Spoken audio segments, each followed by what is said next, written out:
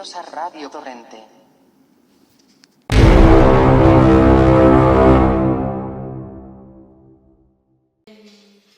Welcome to DTP.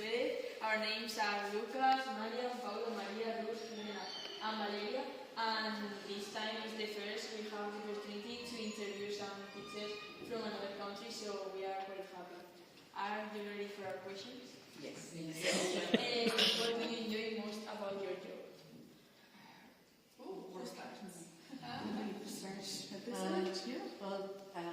Interacting with the children. We work in a primary school, so the children are younger, and they are so much fun. They're lots of fun, and that's the best part of working in a school. How long have you been working as a teacher? 4 years. I am 30. I am 27. That's my 5th year as a teacher. It's necessary to say.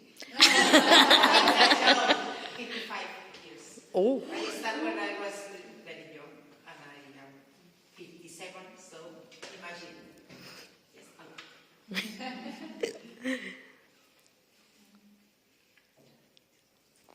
What advice would you give to your students? To be creative. I want to say the same. Yeah. And open-minded. Yeah, not to take yourself too seriously. You're allowed to make mistakes, and that's how you learn. So be kind to yourself and be kind to others. I think is important. And to be happy. Yeah. Very important thing, the humor sense of humor. Yeah. And be brave. Yeah. Yes. You have to be brave to learn new things and to go abroad. And curious. Yeah, it's important. Lots of things. And do you think the subject you teach is the one your students like the most? For sure, mine, I am the head mistress of the school. So, this question maybe we have to, but when I was a teacher, when I was young, I think they love the movement activities like physical education and something like this. Yes.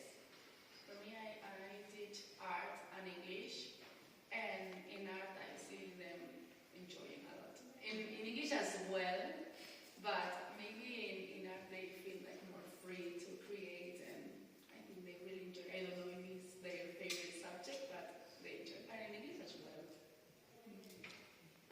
I'm a Romanian teacher, and I think it's important because the students must be creative and write some poetry, some poem, and it will be okay. I am a chemistry teacher, and I like when my students experiment, think of phenomenal methods. I think so. In Ireland, we teach all of the subjects in primary school, so I don't just teach one, I teach 13. I think they like them all, but I think they like me, I like them, they like me, so we kind of, even when they don't like a subject, we still have fun and we figure it out. And yeah, so I think, for the most part, they enjoy it. And I think they enjoy things like the concert, the winter concert, where you're putting on plays, singing, dancing, when the students are being creative, when they're working together, putting on a performance. They're having so much fun. That and physical education. Yeah, definitely. Running around and yeah, it's good. What do you prefer? Digital books or books? Digital books or books? Oh, that's a good question. I think there's place for both, but I really enjoy not using a book. I like using the internet or iPads or different things like that to learn, or maybe books from somewhere else. But I think sometimes it's good to sit down with a book and use that as well, maybe for reading a novel. But then I try not to use a maths book all of the time. We'll use resources and things instead to teach it. So I think both digital books are very useful, I really enjoy using them too.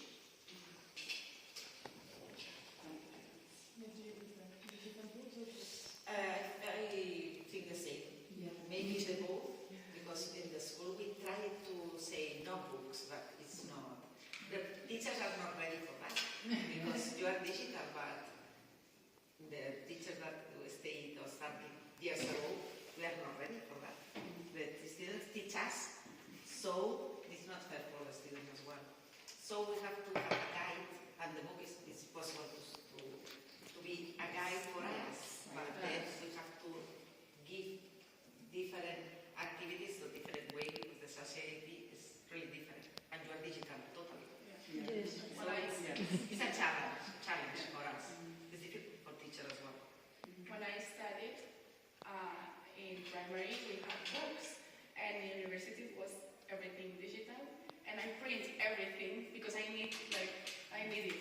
Yeah. But it depends of each person. For me, it's better a book, a physical book. But we have a lot of digital resources. That's very useful. So it depends on each person. What role do you think that technology has in today's education? Central, I would say, a huge role in education, and like Angela said, educating the teachers as well as the students. There's a big place for technology, and it's moving very quickly, so we have to keep learning to move with it. But I think it's, as long as it's used safely, it's a really good resource, and I think every classroom can benefit, but we just need to make sure that we're using it in a safe way, I think. Have you got an assistant in your class? An assistant. A teaching assistant. Yes, a language assistant. No. I have an SNA, a special needs assistant, which is not a teaching assistant but helps kids who have additional needs, which is nice to have another adult in the room sometimes. But we don't have teaching assistants in Ireland. That's not a thing. Is it a thing over? We split. Yes. We split groups. So We split groups, but in other countries, when you travel a lot, you notice that other countries has a lot of resources because the government give more money for education, but in Spain they don't give enough money. And so you have to have the education is the best important thing with the doctors and everything like this, but we need more resources. You see, that is a good idea for students. This is the but. In our country, we don't have teaching assistants. It is a good idea. yes. Nice to have someone to help you. Yeah. I have no idea. What has been your experience as a teacher? What experience about what? Your experience Best experience. as a teacher. When the students come to our school, for example, my school is primary, our school is primary school, so we say bye-bye at 12 years old, so they go to the secondary. And then when finish secondary or baccalaureate, come back to the school and say, oh, teacher, say, wow, this is the best experience. Because we are in their memory, no? We are in their heads. So this is really nice. Each Friday they come. Each Friday Some come. ex-studies come to our school to say hello. At 4. Yes. Yeah. And on the love. Yeah, the love we receive is the best part. What difference do you find between this school and the school which you work? In our case, a lot because we're primary. Yeah. So a lot. And our school is so small. Yeah. So because it's my father's school and was rural school, so only have in the beginning 3 classes, 3 spaces. So and it's not possible to grow up more. So for me, it's like wow when I see big rooms and when we see a lot of spaces for studying. You don't valorate enough because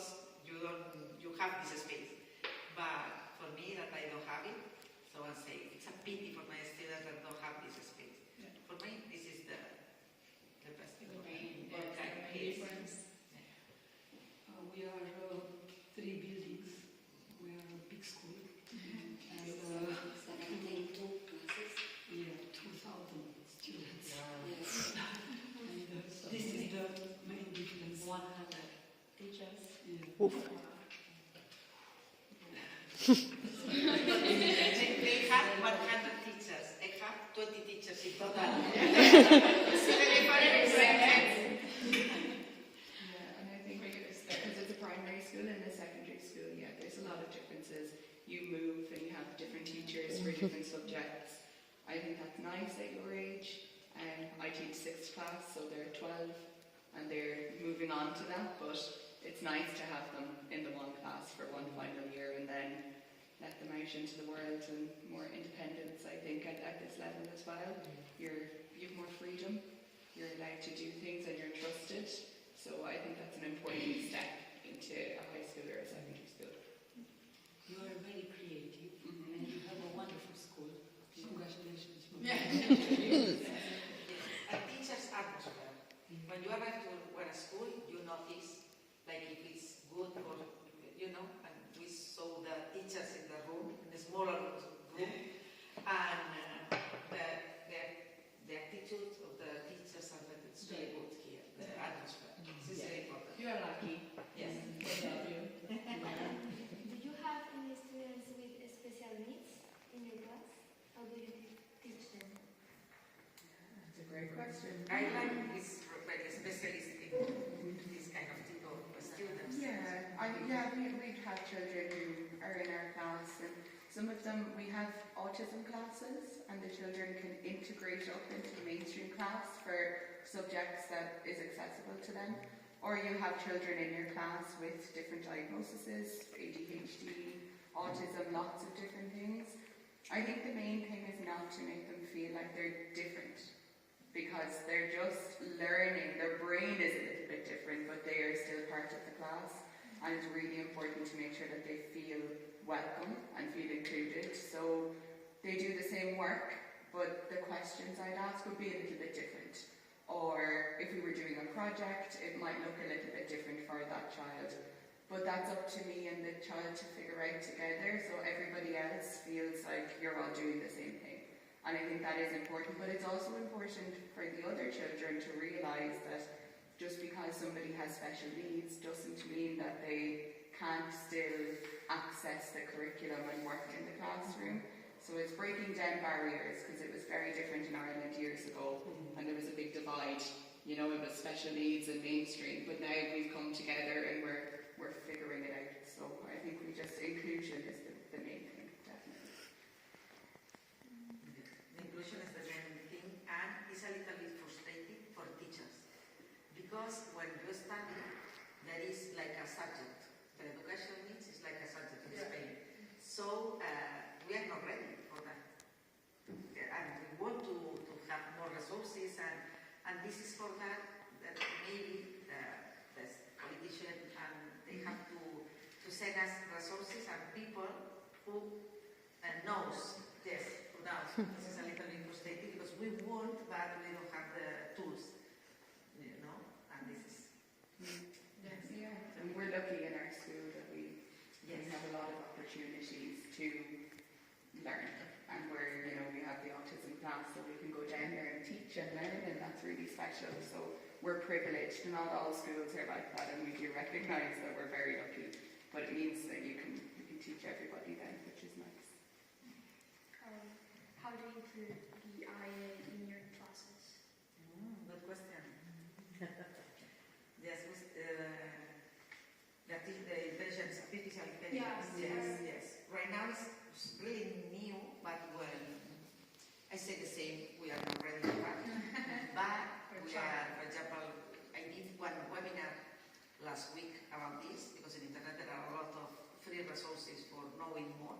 If some teachers want to know, it's perfect, and we can, I think that it's not possible to fight against the intelligence, because we have to live with artificial intelligence. Yeah. So we have to take profit of that, and we have a lot of activities for doing with primary as well, and it's really interesting.